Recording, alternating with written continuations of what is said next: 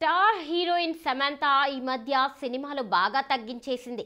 Myositis బారిన పడడం, తరచూ చికిత్స కోసం విదేశాలకు వెళ్తుండడంతో ఆమె సిల్వర్ స్క్రీన్ పై కనిపించి చాలా రోజులే అయ్యింది.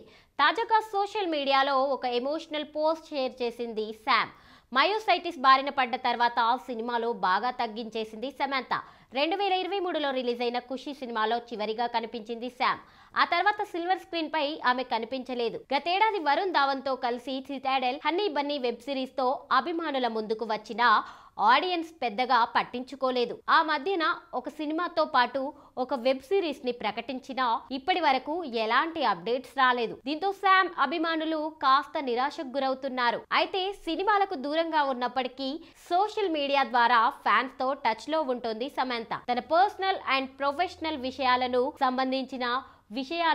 సోషల్ మీడియాలో షేర్ చేసుకుంటుంది. అలాగే తన glamorous and fashionable photos, videos ను కూడా తన సోషల్ మీడియా ఖాతాల్లో పంచుకుంటుంది. ఈ క్రమంలో తాజాగా సమంత షేర్ చేసిన ఒక పోస్ట్ నెట్టింట వైరల్ గా మారింది. ఇన్స్టా వేదికగా ఓ స్టోరీ పెట్టిన ఆమె జిమ్ లో వర్కౌట్ చేస్తున్న పిక్ ని షేర్ చేసింది. చికెన్ గున్యా వల్ల వచ్చిన కీళ్ల నొప్పుల నుంచి కోలుకోవడం అనేది చాలా ఫన్ గా ఉంటుందని రాసుకొచ్చింది. అలాగే ఈ పోస్ట్ కి సాలిడ్ ఎమోజిని కూడా జత చేసింది.